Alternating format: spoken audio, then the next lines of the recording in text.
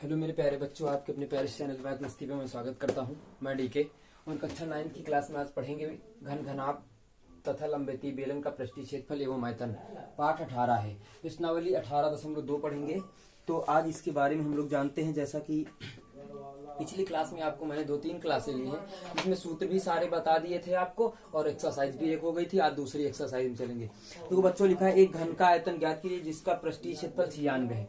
आप जानते हो घन का पृष्ठीय क्षेत्रफल, सवाल नंबर पहला पढ़ रहा हूं। घन का पृष्ठीय क्षेत्रफल, घन का पृष्ठीय क्षेत्रफल बराबर दिया है 96 सेंटीमीटर स्क्वायर।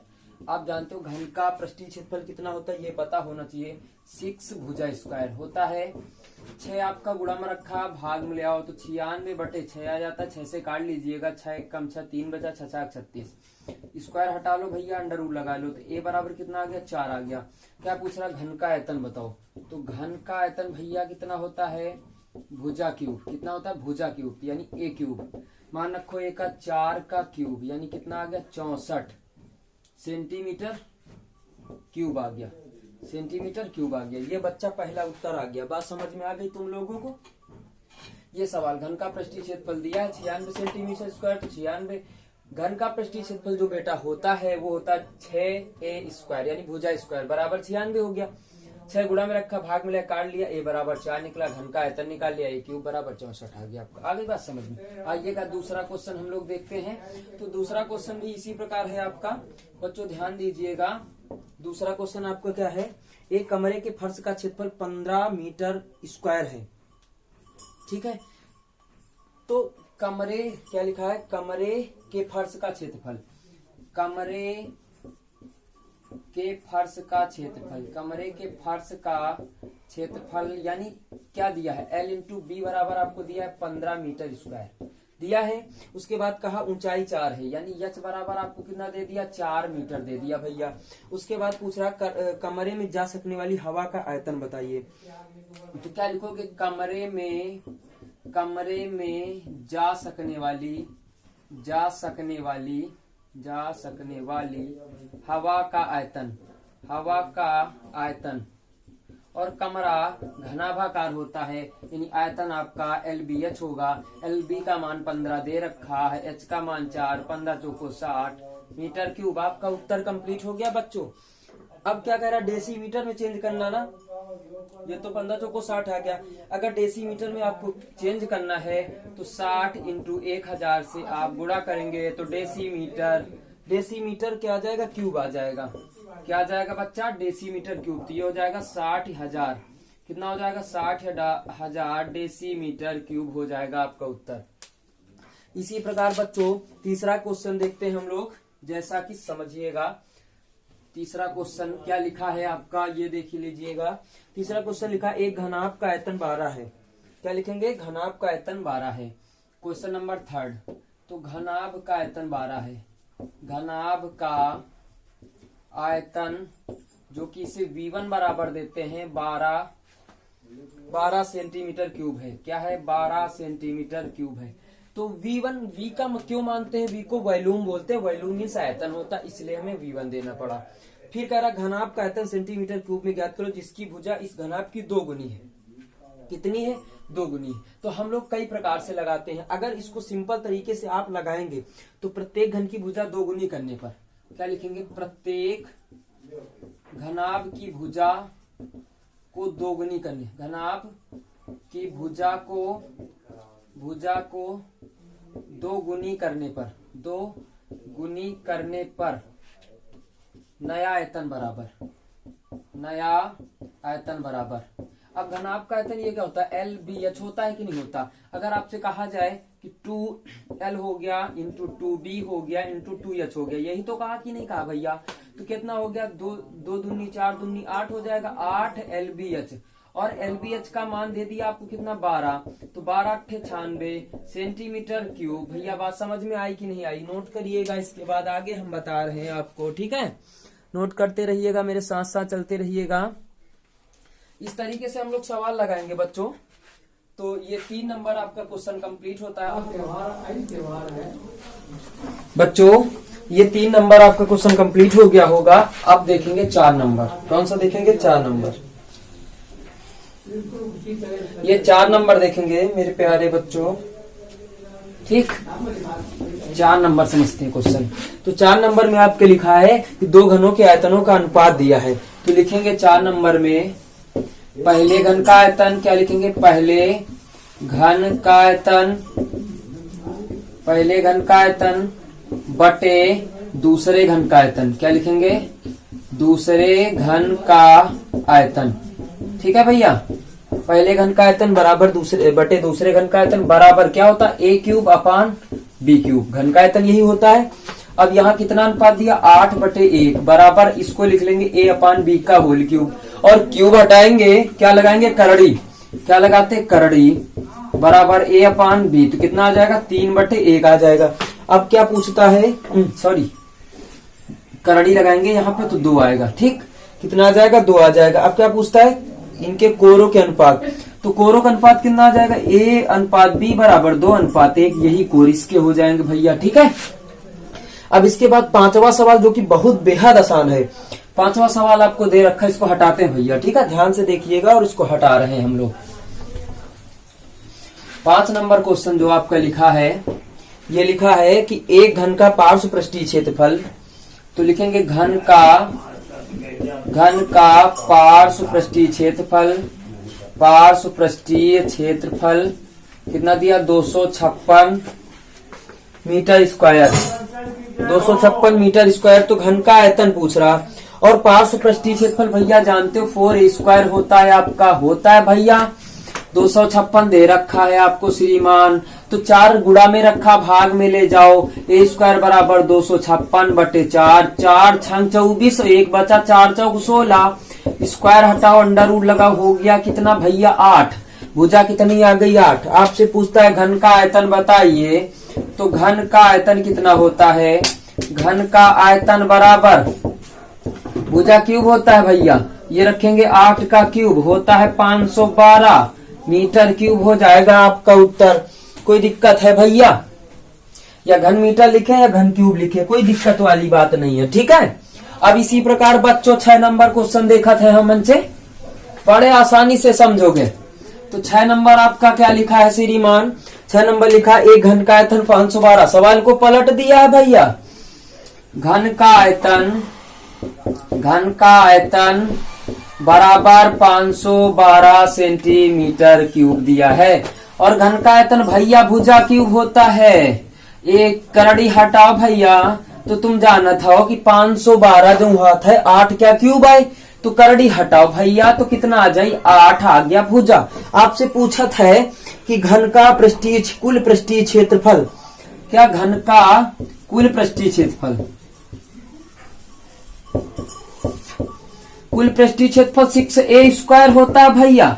6a का मान रखेंगे 8 का स्क्वायर, 6 हो जाएगा, इसका हो जाएगा 64, 6 का 24, 2 बच गया, 6 का 36, 2 38 सेंटीमीटर स्क्वायर भैया हो गया 6ठा नंबर क्वेश्चन। बात समझ में आ रही ना, उत्तर अपना मिलाते जाना भैया, बालाजी किताब से पढ़ रहे हैं हम लोग। अब आते हैं भैया 7 नंबर में, क्या आएंगे 7 नंबर में भैया पढ़ते हैं। 7 नंबर में लिखा 10 सेंटीमीटर भुजा वाले एक घनाकार बर्तन में पूर्णतः आने वाली छड़ की लंबाई ज्ञात कीजिए। और भैया घनाकार बर्तन में क्या लिखेंगे, घनाकार बर्तन में क्या पूछ रहा भैया, बर्तन में पूर्णतया, बर्तन में क्या है, पूर्णतया आने वाली छड़ी की लंबाई, क्या लिखेंगे भैया, छड़ी की लंबाई। और तुम जानत हो छड़ी की लंबाई बराबर भुजा क्यू a√3, यही होता है विकर्ण, होता है ना घन का विकर्ण। तो घन का विकर्ण कितना होता है, a√3, यानी भुजा कितनी 10 √3 मीटर हो गया उत्तर भैया। सबसे लंबी वही रखी जाती है विकर्ण, तो a√3 हो गया आपका उत्तर। बात समझ में आ रही ना बड़े भैया।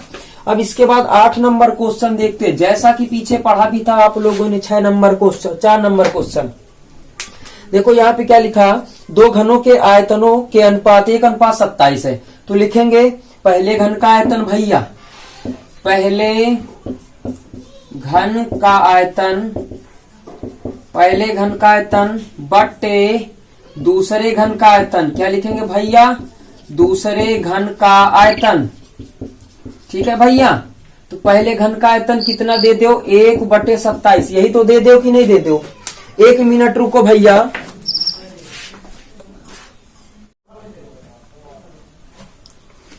तो भैया ये आपको दे दो। अब तुम जानत हो कि इसका होता है a क्यूब, इसका होता है b क्यूब, 1/27।